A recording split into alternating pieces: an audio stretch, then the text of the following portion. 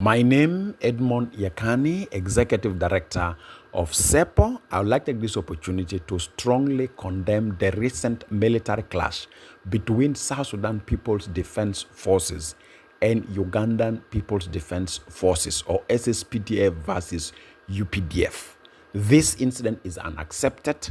This incident is a clear demonstration of a political attitude for undermining territorial boundary of South Sudan by Uganda, and is not first of its kind in same area of Bori, of Kejo-Keji County. This area of Bori, several times there's attempts from UPDF to encroach into South Sudan, and normally they clash with the SSPDF. This is not the first of its kind, as I repeat myself. Similar incidences we have seen around Magui, and we have already seen encroachment in the areas of Magui.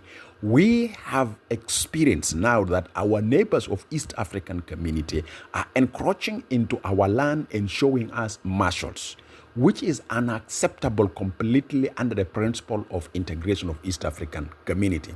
Some member state of East African community is making the status of EAC questionable. And I'm speaking also at a capacity as a president of East African Civil Society Organizations Forum.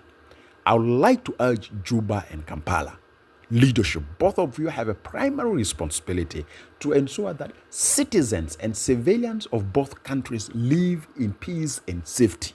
Being it Ugandans in South Sudan, being it South Sudanese in Uganda, their safety and their protection is under your direct responsibilities as a government. Now, what we have seen on 28th July 2025 around Bori area of Kejo-Keji County, where SSPDF and UPDF clash, is posting a huge future threat for East African integration. And we would like to communicate to some commanders who are in UPDF, who are profiteers of such situations where they want to encroach and search for natural resources of neighboring country. South Sudan is not DRC, and you will not make South Sudan as a DRC. And I would like to tell you, whatever is happening in DRC will not continue to happen in any member state of East African community. It is a sense of responsibility. It is a spirit of integration for us to ensure that our military institutions does not hold profiteers that want to use violence in order to access resources of a neighboring country which have a territorial integrity.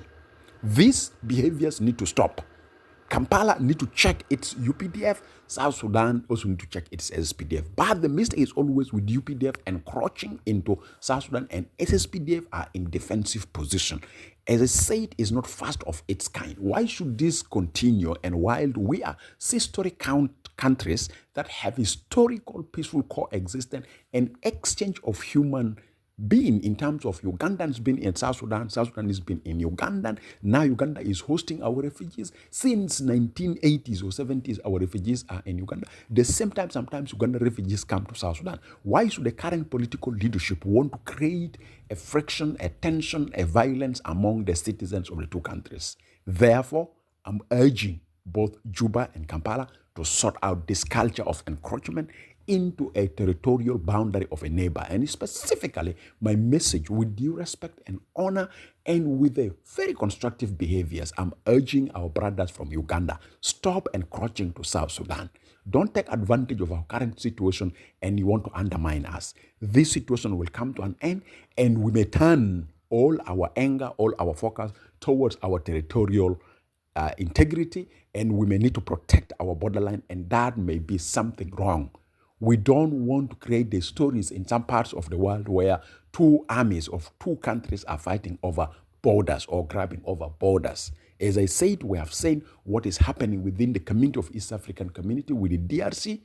South Sudan cannot be another DRC, and DRC will never continue the way it is now. Anything must come to an end, and safety and protection of the citizens and civilians of East African community, wherever they are, it should be a priority for us as a civil society movement in East African community, in South Sudan, in Uganda, in DRC, wherever we exist as a civil society. Safety and protection of our civilian population is a priority. That's why I want to call upon Juba and Kampala that sort out this issue, because it's not first of its kind. It's been repetitively happening. But also thank you for ceasing hostility. At least we are aware that now you are in a situation of hostility, and sort out your problem. If it is a question of borders, we should not use military to determine boundaries. We should use a civilian approach to determine boundaries. Thank you very much.